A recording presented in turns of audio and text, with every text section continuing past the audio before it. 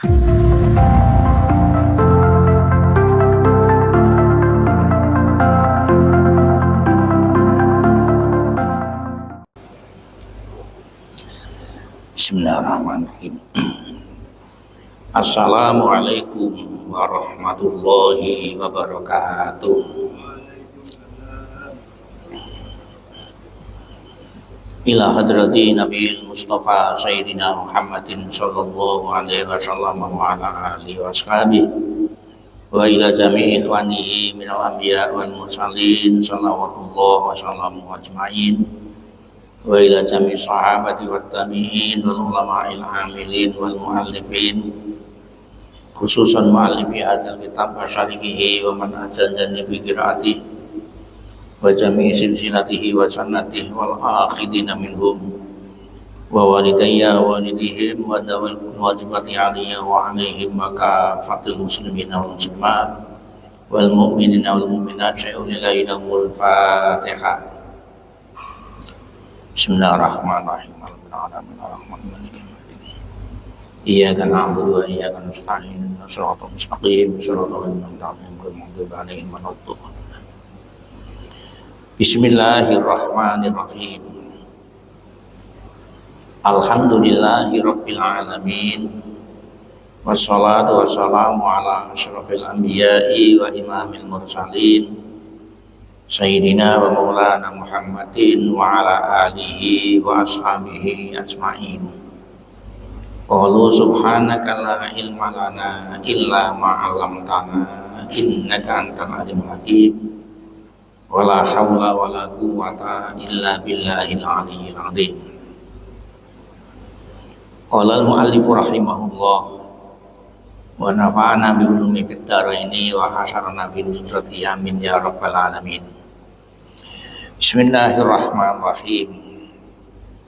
Wa mahma kunta idza aqtaita basataqal ata wa idza muni'ta qafadakal man fastadillah bidzalika ala subuti tufliyatika wa adami sidqika fi ubudiyatik. Setelah pertemuan yang lalu membahas dan membincang soal sunnatullah yang pasti berjalan dan tidak ada yang bisa menghalangi, yaitu al-bastu wal man'u, al-bastu wal qabdu, al-ata wal man'u,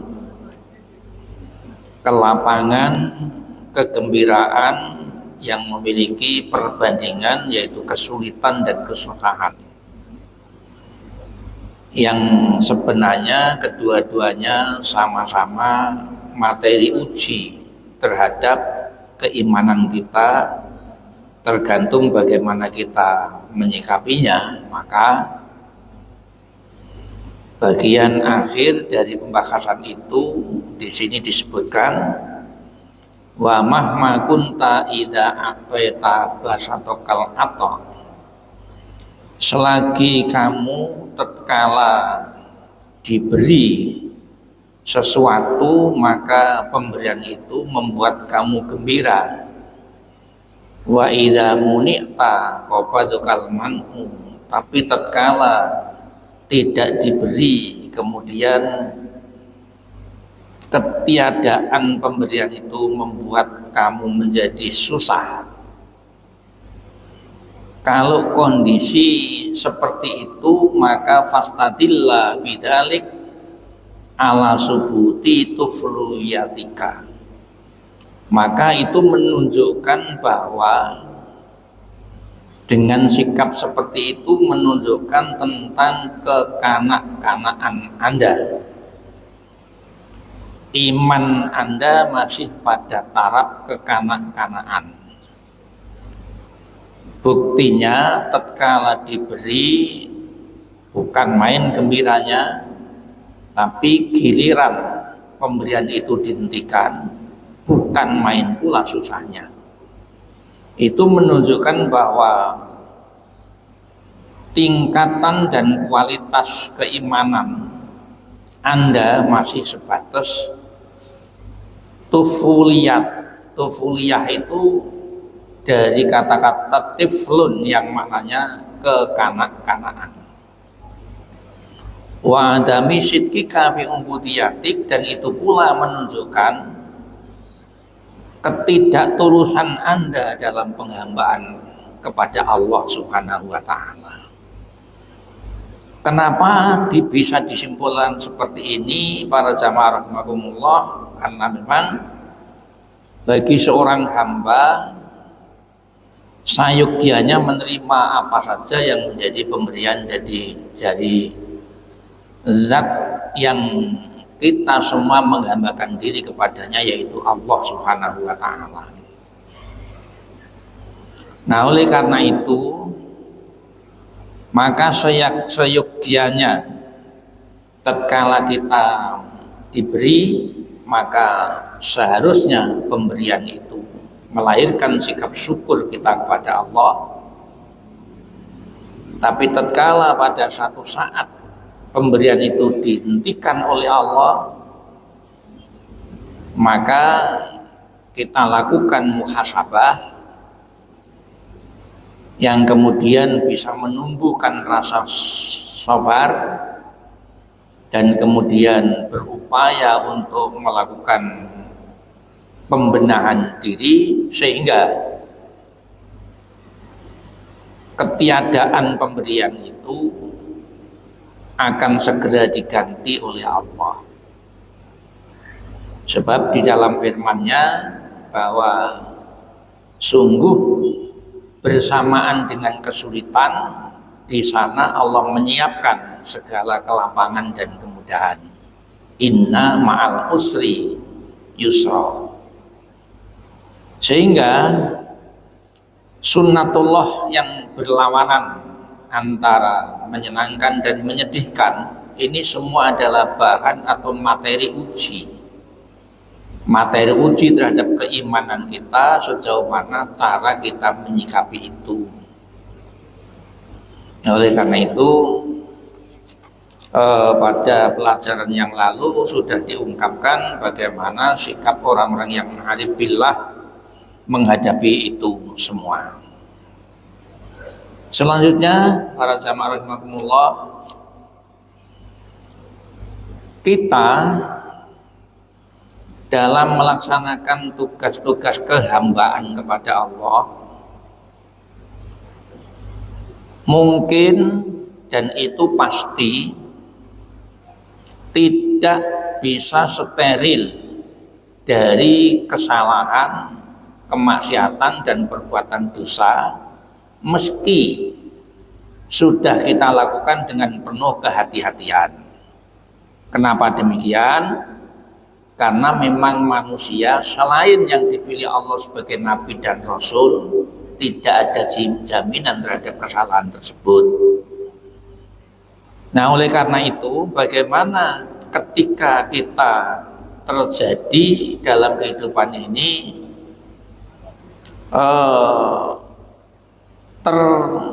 bukan terjebak, ya artinya bersentuhan dengan perbuatan-perbuatan dosa, itu seperti apa?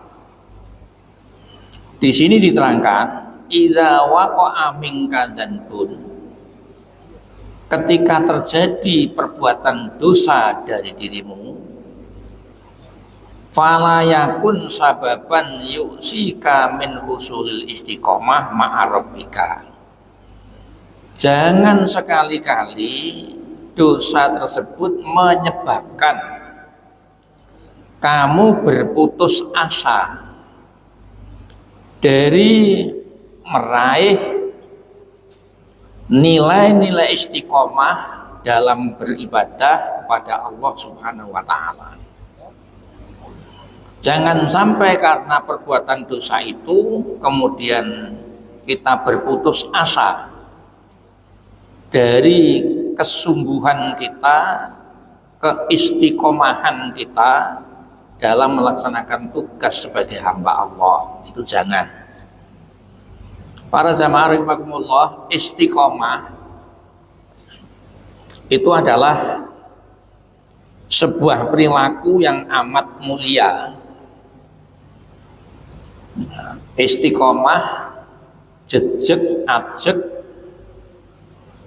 tidak mengalami kemandekan, apalagi kemunduran. Tapi istiqomah juga diartikan berkelanjutan dan berkesinambungan sampai pada batas yang tidak diketahui, ilama la nihayatalah. Itu istiqomah maknanya. Istiqomah dalam apa? Istiqomah dalam memposisikan diri sebagai hamba Allah.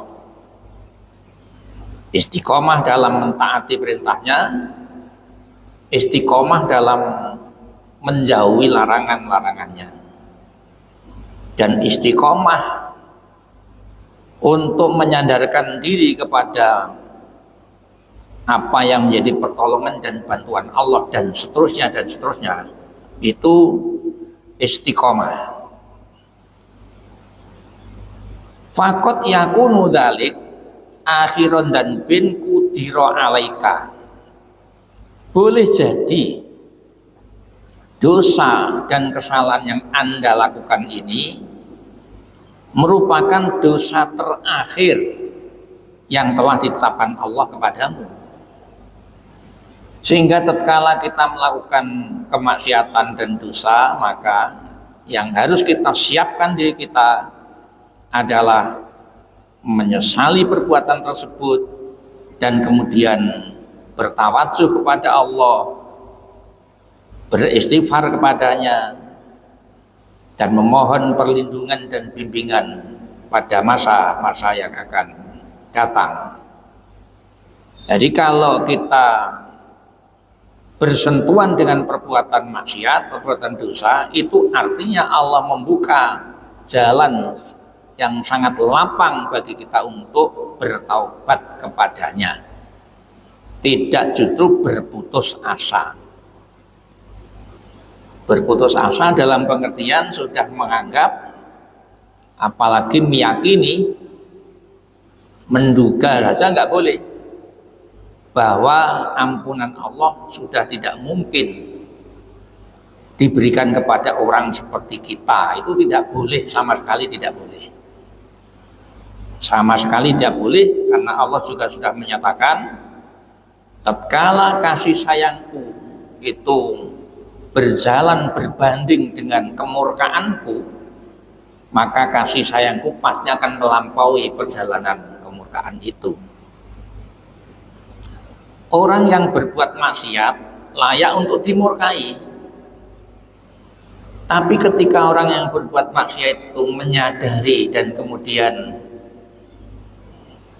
bertawajuh, bertawadhu, beristighfar, maka kasih sayang Allah akan datang melampaui kemurkaan itu. Sehingga ada ungkapan, orang yang baik bukan orang yang tidak pernah berdosa, tapi orang baik adalah orang yang meskipun juga pernah berdosa, akan tetapi menyadari tentang dosa dan kemaksiatan itu, yang kemudian segera ditindaklanjuti dengan perbuatan taubat kepada Allah Subhanahu wa Ta'ala. Memang kita harus berhati-hati. Semua ada panduan dalam agama, akan tetapi namanya orang masih saja tanpa disengaja tergelincir, terpeleset dalam pijakan-pijakan yang tidak diridhoi oleh Allah, artinya perbuatan dosa. Rasulullah menyatakan, at-taubatu minan danbi wajibun. Bertaubat dari perbuatan dosa itu wajib hukumnya. Walakin tarkal dzanbi aujabu. Tetapi berusaha untuk menghindari dosa, berusaha untuk menghindari perbuatan dosa, itu lebih wajib daripada wajibnya taubat setelah berbuat dosa. Itu. Jadi idza waqa'a minka dzanbun fala yakun sababan yu'sika min husul istiqomah ma'rabbik. Tatkala terjadi perbuatan dosa pada dirimu, maka janganlah perbuatan dosa itu menjadi sebab keputusasaanmu dari memperoleh nilai istiqomah mengabdi kepada Allah Subhanahu wa taala. Karena bisa jadi dosa dan maksiat yang Anda lakukan adalah dosa dan maksiat terakhir yang ditetapkan oleh Allah Subhanahu wa ta'ala.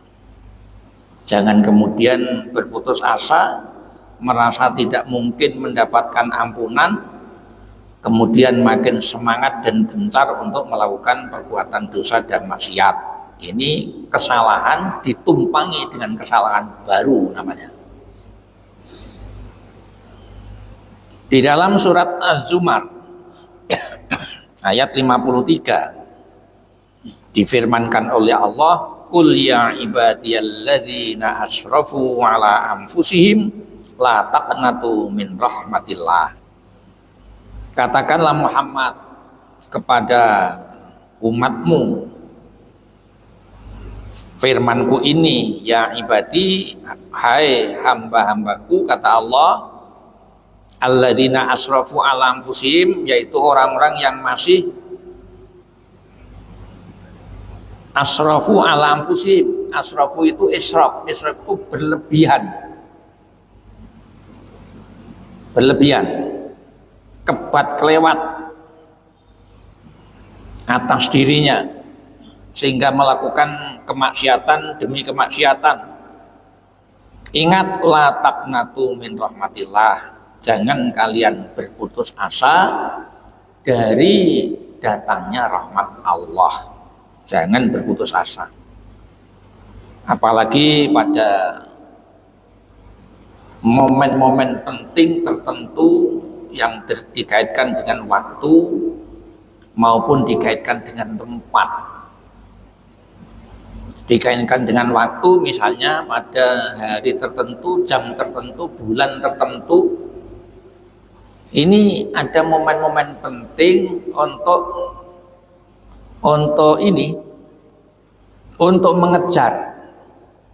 mengejar ketertinggalan, karena banyak waktu yang ternyata berlalu demikian rupa terisi dengan bentuk-bentuk kemaksiatan dan dosa. Ini momen-momen tertentu ini perlu. Misalnya dari aspek waktu malam Jumat, dari aspek jam waktu sahur, dari pendekatan bulan, mungkin ya bulan Rajab, Sya'ban, Ramadan dan seterusnya. Karena memang Rajab, Sya'ban, Ramadan itu 3 bulan yang pernah disebut oleh Rasulullah dalam satu tarikan nafas. Satu tarikan nafas. Misalnya tercantum dalam kitab Kanzul Umal. Kanzul Umal fi Sunanil Aqwali wal Af'al. Di sana disebutkan bahwa Ar-Rajabu syahrul zar'i wa Sya'banu syahrul syaqi wa Ramadhanun syahrul hasadi. Rajab itu bulan tanam, Sya'ban itu bulan mupuk, Ramadan itu bulan panen raya.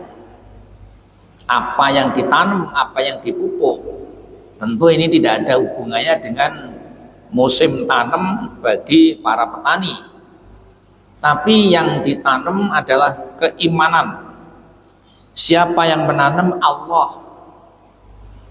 Ya, karena di bulan Rajab terjadi peristiwa yang bisa mengguncangkan keimanan yang kurang tepat cara tanamnya, yaitu peristiwa Isra Mi'raj.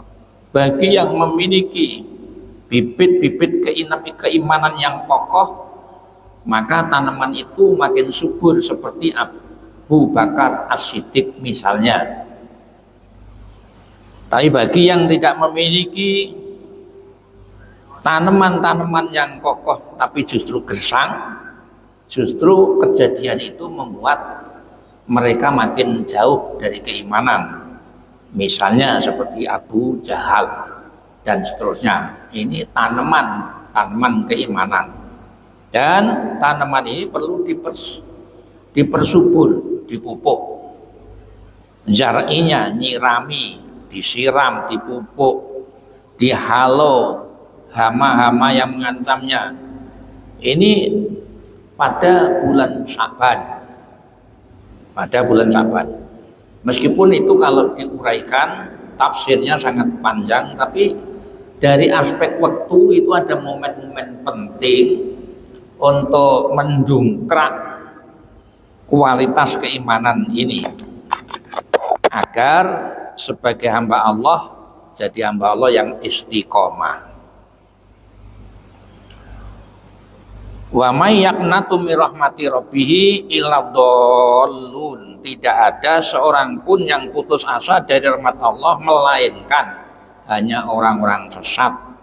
Al-Hijr ayat 56. Wa la ya'asu min rauhillahi illal qaumul kafirun. Tidak akan berputus asa dari rahmat Allah melainkan hanya kelompok atau komunitas yang mengingkari tentang kasih sayang Allah Subhanahu wa ta'ala. Rasulullah Shallallahu alaihi wasallam bersabda, kullu bani Adam khata'un. Setiap bani Adam berpotensi melakukan kesalahan. Khata'un, berpotensi melakukan kesalahan. Namun demikian, wa khairul khata'in at-tawwabun. Sebaik-baik orang yang melakukan kesalahan yaitu orang-orang yang semangat untuk bertaubat kepada Allah Subhanahu wa ta'ala. Di dalam Al-Baqarah ayat 222, innallaha yuhibbut tawwabin wa yuhibbul mutatahhirin. Ada yang menerangkan bahwa ayat ini turun, asbabun nuzulnya yaitu melihat orang-orang daerah Kuba, yaitu suatu desa dekat dengan Madinah, dan di tempat itulah Rasulullah membangun masjid yang pertama kali saat hijrah sebelum masuk kota Yasrib yang disebut Masjid Kuba. Orang-orang Kuba, orang-orang di daerah Kuba itu kalau bersuci itu istinja dulu, kemudian sesi yang dua baru dengan air. Jadi setelah qadil hajat itu istinjaknya dengan batu-batuan dulu, kemudian setelah itu baru sesi keduanya dengan air. Secara fikih tindakan itu sangat bagus, tapi diambil salah satu boleh. Misalnya hanya istinjak dengan batu atau benda lain yang memiliki sifat yang sama, punya daya serap terhadap najis yang baru keluar, atau memilih langsung air, itu boleh, namanya iktisar ala ahadihima. Lah masyarakat Kuba itu biasa seperti itu, dipuji dengan ayat ini, innallaha yuhibbut tawwabina wa yuhibbul mutatahhirin. Bahwasanya Allah itu mencintai di sini tentu yang dimaksud adalah memberikan pahala atau wabin, yaitu orang-orang yang bersungguh-sungguh dalam bertaubat. menggunakan bahasa tawabin, bukan at-taibin. Kalau taibin itu orang-orang yang taubat. Taba yatubu taubatan, pelakunya taibun, kalau banyak taibin.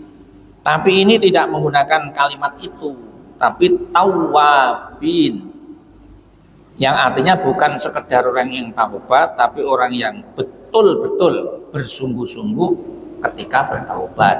Itu disukai oleh Allah. Selanjutnya wa yuhibbul mutatahhirin, dan Allah mencintai pula orang-orang yang berusaha untuk bersuci. Berusaha untuk bersuci. Makanya dari al-mutatahhirin ini kemudian ada orang yang berusaha selalu bersuci. Setiap saat dia kena najis, setiap saat dia berhadas, pasti pada saat itu pula segera disusuli dengan toharoh. Itu mutatahhirin namanya. Tidak seperti kita. Kalau kita kan bersuci ketika akan melakukan sesuatu yang butuh bersuci saja. Misalnya mau sholat baru bersuci. Kalau yang mutatahhirin ini tidak seperti itu. Jadi setiap hadas dia langsung wudhu. Setiap terkena najis ya langsung disucikan najis itu dari dirinya. Itu mutatahhirin. Namun demikian penyebutan tawabin dan mutatahhirin ini didahulukan menyebut tawabin. Innallaha yuhibbut tawabin baru wa yuhibbul mutatahhirin. Meskipun itu satu paket, satu tarikan nafas, tapi penyebutannya disebut lebih dulu tawabin, ini juga mengandung makna bahwa sesuci dari dosa yang aktivitasnya disebut taubat itu justru harus lebih dikedepankan, diprioritaskan dibanding sekedar sesuci dari najis atau hadas. Itu sesuci dari perbuatan dosa, maka ada ungkapan di kajian tasawuf itu bahwa taharatul awam bil wundu'i wal ghusli. Bersucinya orang awam itu pakai wudhu, pakai mandi. Tapi wa taharatul khawas, sesucinya orang khusus, orang yang sudah pada makom keistimewaan, itu bitaubati minal dzunub. Bersucinya adalah bersuci berupa taubat dari perbuatan dosa. Wa taharatul khawasil khawas, bersucinya orang yang lebih khusus lagi, bukan saja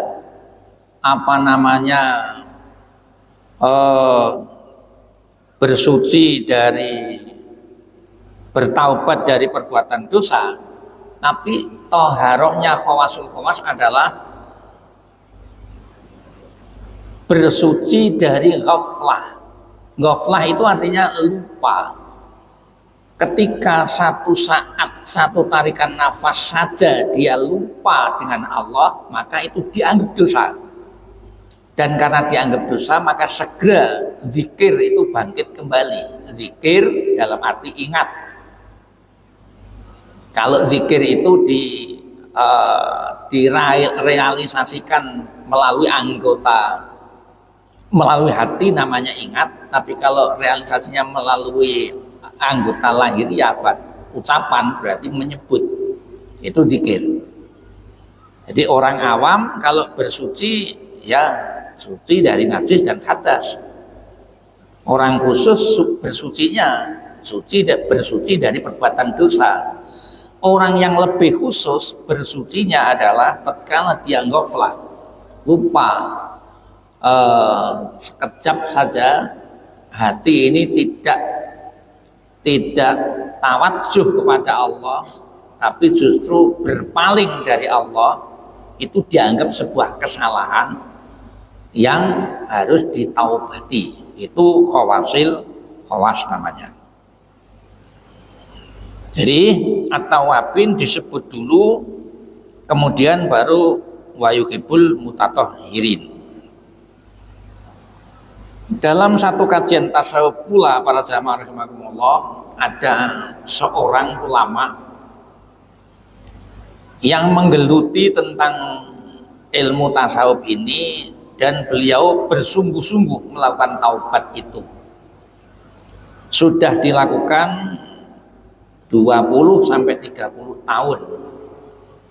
Tapi berusaha bersungguh-sungguh menjalankan taubat sekian puluh tahun,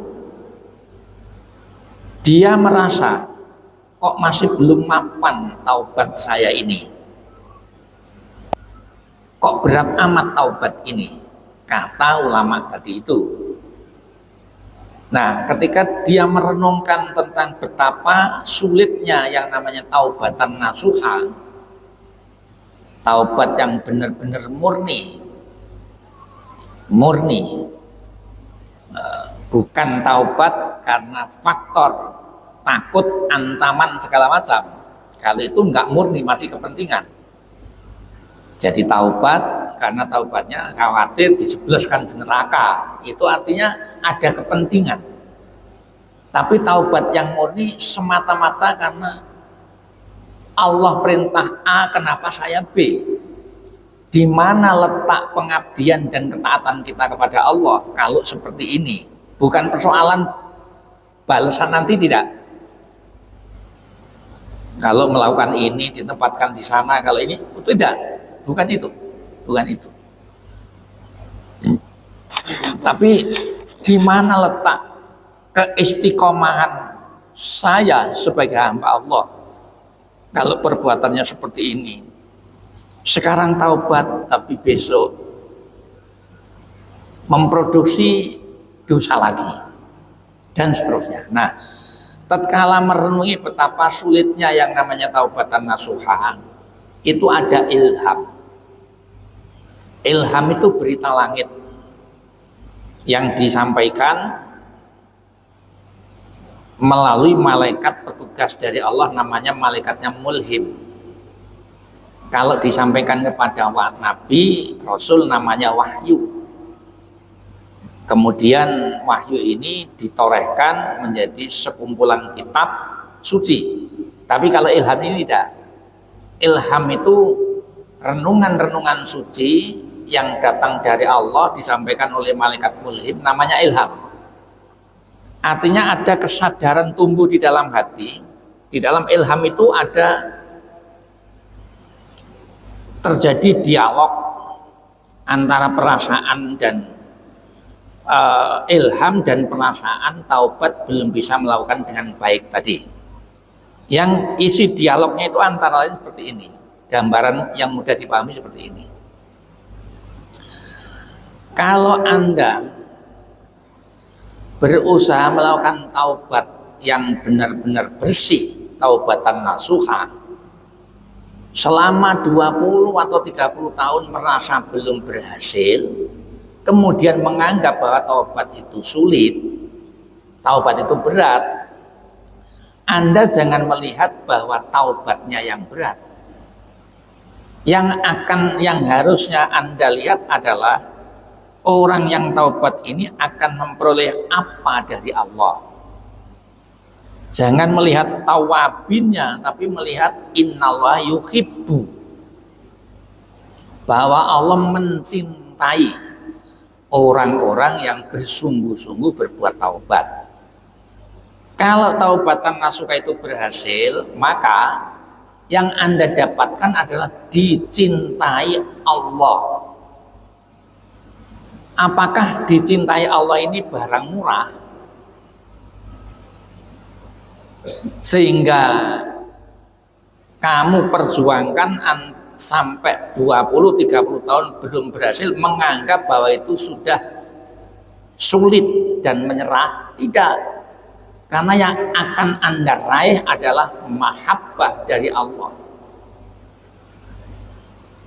Coba bayangkan dalam ilham itu, Anda baru ingin dicintai seseorang saja, entah seseorang ini calon pasangannya atau siapalah, ingin dicintai seseorang saja, cara memperjuangkannya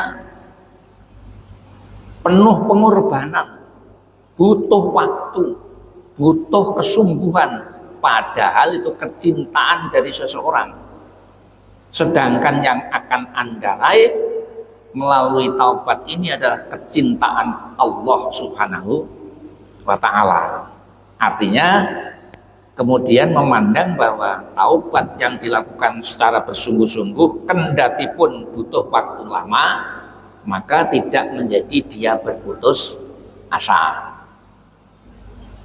Itu tentang taubat. Jadi sekali lagi, kalau terjadi perbuatan dosa dari kamu, maka janganlah perbuatan dosa itu menyebabkan kau berputus asa dari meraih nilai istiqomah sebagai hamba Allah. Karena memang keyakinan bahwa kita sebagai hamba Allah, Allah sebagai Tuhan kita, dan keyakinan ini kita pegangi secara istiqomah. Kul amantu billah tsumastaqim. Katakan, aku beriman kepada Allah. Setelah itu, tsumastaqim. Kemudian beristiqomahlah dalam beriman itu.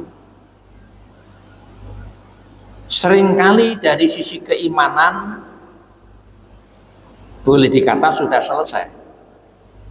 Nggak pernah satu detik pun kita menganggap bahwa Tuhan kita bukan Allah. Tidak pernah sedetik pun kita tidak memposisikan sebagai hamba Allah. Secara keimanan selesai. Tapi secara akhlak masih banyak problem. Masih banyak problem. Terbukti misalnya kalau kita sebagai hamba Allah, Allah sebagai Tuhan kita, zat yang maha memberi dan seterusnya. Kenapa pada satu saat kita diberi sedikit saja kesusahan, yang kemudian kesusahan itu membuat kita goyang, kita menjadi galau, seolah-olah seperti tidak punya Tuhan. Nah, ini dari aspek keimanan mungkin sudah selesai, tapi dari aspek akhlak tasawufnya masih banyak problem. Ini berarti kurang istiqomah sebagai hamba Allah. Qul amantu billah tsumastaqim. Bahkan para jamaah rahimakumullah ada contoh yang lebih ekstrim. Ini dimuat di dalam kitab Thaharatul Qulub. Ada dua kitab tasawuf, yang satu Tanwirul Qulub, yang satu Thaharatul Qulub. Kalau Tanwirul Qulub itu yang menyinari hati, Thaharatul Qulub itu yang mensucikan hati. Nah, ini di dalam kitab Thaharatul Qulub ini.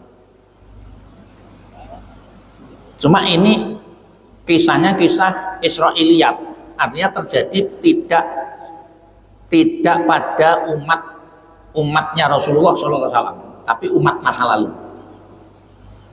Umat masa lalu.